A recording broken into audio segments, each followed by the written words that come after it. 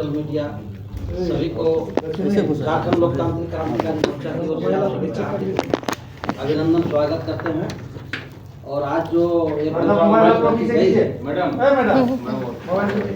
आज जो ये प्रेस कॉन्फ्रेंस रखी गई है बहुत ही आपका ई को लेकर के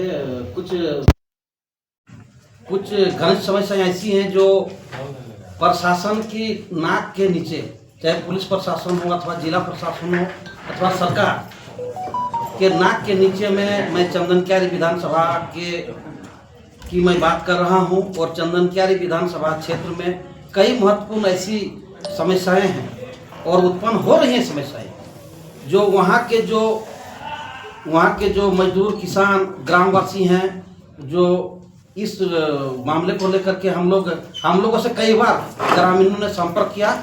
और अंततः मैंने पिछले दिनों एक ज्ञापन जो है आरक्षी अधीक्षक बोकारो को मैंने सौंपने का काम किया था।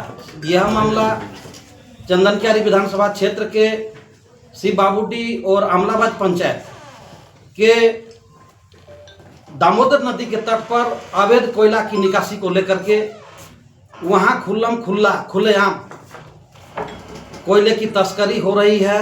और जहाँ कोयले की तस्करी हो रही है उससे जस्ट 2 किलोमीटर पीछे अमलाबाद थाना पड़ता है। अमलाबाद थाना के नाक के नीचे में अमलाबाद थाना से खड़ा होकर के देखेगा तो दिखाई देगा कि वो देखिए कोयला का डिपो जो है खुला चोरी हो रही है। वहाँ जेसीबी पोकलेन मैं दर्जनों की संख्या की बात कर रहा हूँ।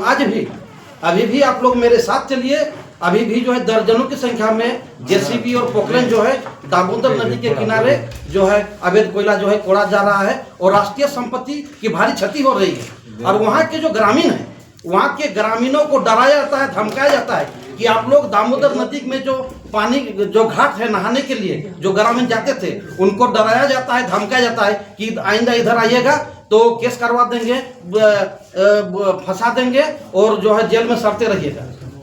तो हम लोग आज इस सर्किट हाउस में आप लोग सब आए हुए हैं और पुरजोर से झारखंड लोकतांत्रिक क्रांतिकारी मोर्चा इस गोरख धंधे का जो है निंदा करता है, हम लोग उसका विरोध करते हैं।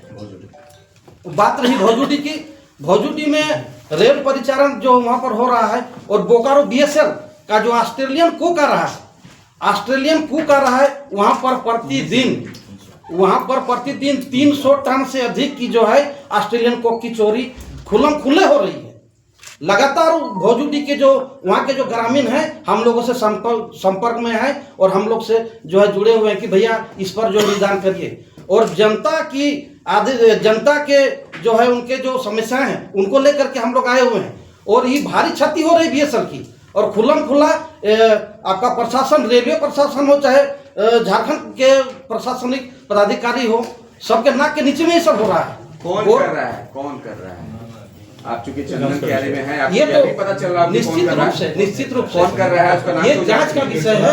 जो सिंडिकेट है इसका, कौन सिंडिकेट है? नाम तो होगा, सिंडिकेट तो है, नाम बताइए। बिना सिंडिकेट की मैंने कहा पहले प्रशासन जांच करे कि प्रशासन इस पर जांच का विषय है और प्रशासन जांच करे। नहीं, ये साफ तौर पे जो आप आरोप लगा रहे हैं तो आपको पता होगा जब आप देख रहे हैं कि ऐसे चोरी की जा रही है तो मेरे पास इन्वॉल्व है, ये भी तो होगा आपके पास। माननीय आपसे मैं कह रहा हूं कि मेरे पास ऐसे वीडियो क्लिप जो है मैंने खुद अपने हाथों से शूट किया। पार्टी ये कह रही है कि कोयला चोरी हो रहा है, उसका वीडियो एविडेंस है और ये नहीं कि किसी ने वीडियो अवेलेबल कराया है। खुद से जो प्रत्याशी है चंदन क्यारी के, उनके द्वारा वो शूट किया गया है। हम लोग आपको देने के लिए तैयार हैं। ये शासन प्रशासन का काम है कि वो जांच करे कि वहाँ पे सिंडिकेट कौन है और कौन कोयला निकाल रहा है और कौन नहीं कर रहा है। ये जांच करना उनका काम, जांच का विषय है। पुलिस प्रशासन क्या कर रही है? हम लोगों ने एक बार चंदन क्यारी के लोग भी इन्वॉल्व हैं उसमें ना, आप चूंकि चंदन क्यारी के रहने वाले हैं। चंदन क्यारी का आदमी इन्वॉल्व है कि बंगाल का आदमी है, प्रशासन तय करे। सवाल जनता की समस्या को आप सबों के बीच में रखना मेरा काम। सवाल थोड़ी देर बाद ले लेंगे, सबका लेंगे। और इस बीच में 3 और मुद्दा है जिस पे बात रख देते हैं। सबसे पहले बात, उस दिन आप लोग कुछ दिन पहले देखे कि आप लोगों का एक प्रतिनिधि मंडल एसपी से मिला, बिल्कुल इसी मुद्दे पर। तो आप लोगों को एसपी ने क्या आश्वासन दिया था? क्या लगता है कि बोकारो के एसपी भी मिले हुए हैं या पूरा नहीं डीआईजी सब मिले हुए हैं? हम लोग का ये कहना है कि कोयला चोरी के मैटर पे जो परसेप्शन है कि जहाँ कहीं भी संगठन संगठित अपराध है, जहां कहीं भी ऑर्गेनाइज्ड क्राइम है, वहां पर संबंधित थाना को पूरी जानकारी होती है। अगर थाना इंचार्ज ये कहता है कि हमको जानकारी नहीं है, तो वो झूठ बोलता है, उसकी शिथिलता है कि वो कार्रवाई ना करे। अब उस पूरे नेटवर्क में कौन जुड़ा हुआ है, ये प्रशासन का काम है, सरकार का काम है इस चीज को देखना। हम लोग अगर इसको अंडरलाइन कर रहे हैं तो उसको देखना पड़ेगा। सवाल थोड़ी देर के बाद ले लेते हैं, 3 और मुद्दा है, उस पर हम लोग अपनी बात रख देते हैं, फिर आप लोग को क्वेश्चन ले लेंगे। कोयला के बाद अब नगर निगम चुनाव को लेकर के, तो झारखंड के अंदर जो 48 नगर निकाय का जो चुनाव होने वाला है, ट्रिपल टेस्ट की जो प्रक्रिया चल रही है, कहीं कहीं किसी जिले में रिपोर्ट आया है, कहीं कहीं रिपोर्ट नहीं आया है। पार्टी के तरफ से ये कहा जा रहा है कि जयराम जी की सहमति भी है, पार्टी के अंदर चर्चा है कि जितने नगर निकाय हैं 48 के 48, सब में जेएलकेएम के जो कार्यकर्ता हैं वो चुनाव लड़ेंगे। और जो लोकतंत्र को लेके, जनप्रतिनिधित्व को लेकर जितना भी फॉर्मेट है, उसमें नगर निगम का चुनाव एक पार्ट है। तो नगर निकाय, नगर परिषद, नगर निगम का जो चुनाव है वो जेएलकेएम के जो कार्यकर्ता हैं वो लड़ेंगे।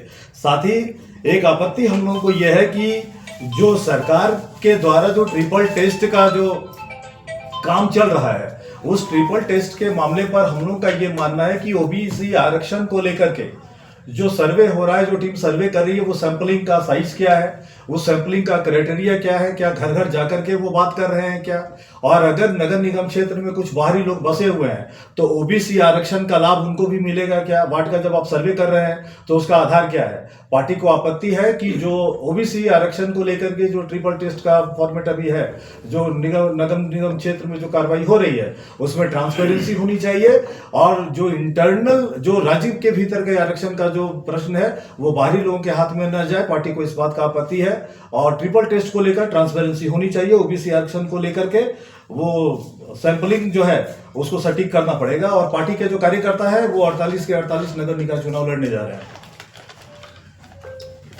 सीओ वीडियो आवास में भ्रष्टाचार को लेकर के आप लोग प्रबुद्ध पत्रकार हैं, आप लोगों को पता है कि स्वयं मुख्यमंत्री मान रहे हैं कि सीओ वीडियो ऑफिस में भ्रष्टाचार हो रहा है। पार्टी का सवाल यह है कि जब पिछले 5 साल से आपकी सरकार चल रही है और अब 2 महीना आपकी सरकार की हो गई है, तो ये पिछले 62 महीने से अगर आप ये फाइंडिंग लेकर के आ रहे हैं कि सीओ वीडियो ऑफिस में भ्रष्टाचार है, जवाबदेह कौन है? अगर आपकी सरकार है, कांग्रेस, आरजेडी और जेएमएम की गठबंधन की सरकार है, आप अगर ये आरोप लगा रहे हैं कि भ्रष्टाचार है सीओ वीडियो ऑफिस में, तो इसको रोकने का काम किसका है? अब है कि सीओ और वीडियो से आप पैसा लेते हैं ट्रांसफर और पोस्टिंग में, ये सबको ही जानता है। ऑफ द रिकॉर्ड आप लोग पत्रकार हैं सर, बहुत सारे सीओ वीडियो आपके टच में है, ऑफ द रिकॉर्ड बात कीजिए, आप लोग की जानकारी में ये चीज। हम लोगों से भी कई लोग बोलते हैं कि हम लोग कितना पैसा देकर के कहाँ आए हैं और कहाँ गए हैं। तो जब आप ट्रांसफर पोस्टिंग में पैसा लेंगे तो कोई इन्वेस्ट करेगा तो वो रिकवरी करेगा, लेकिन ये ठीक है क्या? सिस्टम को आप खुद करप्ट बना रहे हैं। तो जो लोग प्रशासन में बैठे हुए हैं उनका दायित्व है कि वो शासन को दुरुस्त करें। सीओ वीडियो के ऑफिस में अगर भ्रष्टाचार है तो उसके लिए मौजूदा हेमंत सोरेन सरकार, जेएमएम के कार्यकर्ता, कांग्रेस के कार्यकर्ता और आरजेडी के कार्यकर्ता इसके लिए जिम्मेवार हैं। पार्टी सीधा सीधा आरोप लगा रही है।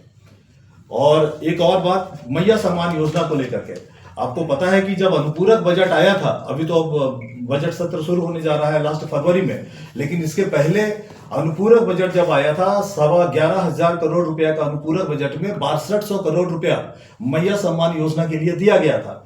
और जब पैसा है, आपने हेर एंड देर से जुगाड़ किया था, विभाग से आपने सरेंडर कराया पैसा, और आप जो जुगाड़ किए हैं आप अनुपूरक बजट में लेकर के आए, तो जनवरी का आपने भुगतान क्यों लिया? बोकारो की डीसी जब ये फाइंडिंग लेकर के आती है कि एक ही अकाउंट में 95 लोग लाभुकों का पैसा जा रहा है, तो इसके लिए जिम्मेवार कौन है? तो कहीं ना कहीं ये है कि जब राज्य सरकार कोई योजना बनाती है जिला स्तर पे या राज्य स्तर पे, तो राज्य को खोखला करने वाले कुछ लोग ऐसे हैं जो इस तरह के सिस्टम का फायदा उठा रहे हैं। हालांकि ये शासन और प्रशासन की विफलता है। अगर डीसी ये मान रही है कि इस तरह का हुआ है, तो ये उपायुक्त महोदय का भी दायित्व बनता है कि उसको लेकर के सटीक वो कार्रवाई करे। मैया सम्मान योजना में जो लीकेजेस हैं उसको लेकर के, हालांकि हमारी पार्टी मैया सम्मान योजना का समर्थन शुरू से नहीं कर रही थी। कैश ट्रांसफर स्कीम को लेकर हम लोग हमेशा से इसके विरोधी रहे हैं। बहुत सारी बातें पार्टी के केंद्रीय अध्यक्ष टाइगर जयराम महतो जी, जो माननीय विधायक हैं, उन्होंने भी कहा है। हम लोग भी बहुत सारे प्लेटफॉर्म पे कह रहे थे कि जो कैश ट्रांसफर स्कीम है, आप जो पेंशन स्कीम चल रहा है 1000 का, वृद्धा पेंशन हो, विकलांग पेंशन हो, विधवा पेंशन हो, वहां तक तो ठीक है, और उनका पैसा भी आप रोक रहे हैं। मैया सम्मान योजना का अनुपूरक बजट में प्रावधान है, फिर भी आप भुगतान नहीं कर रहे हैं। ऊपर से ये घपला घोटाला हो रहा है। तो इन सब चीजों को लेकर के अगर सरकार चला सकती है, हालांकि इनका ये पॉलिटिकल कमिटमेंट है, पार्टी की तरफ से डिमांड है कि आपने वोट लेने के पहले महिलाओं के साथ जो कमिटमेंट किया है उसको हर हाल में आपको पूरा करना चाहिए। या अगर हम लोग ये मान के चल रहे थे कि सरकार का जो बजट है लगभग 1,30,000 करोड़ रुपए के आसपास का सालाना जो बजट आता है सरकार का, उसमें मैया सम्मान योजना के लिए पैसा नहीं है, 24,000 करोड़ रुपए के आसपास का पैसा उसमें जाता है।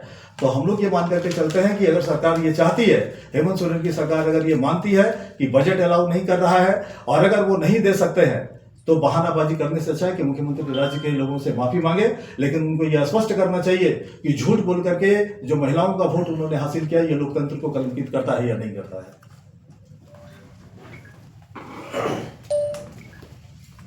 अब आप लोग का सवाल अगर है तो इन्हीं 4 मुद्दों पर अगर कोई सवाल अगर है या इससे बाहर लेकर कोई सवाल है तो हम लोग लेने के लिए तो क्या चाह रहे हैं कि मैया सम्मान बंद हो जाए? नहीं, हम लोग ये चाह रहे हैं कि मैया सम्मान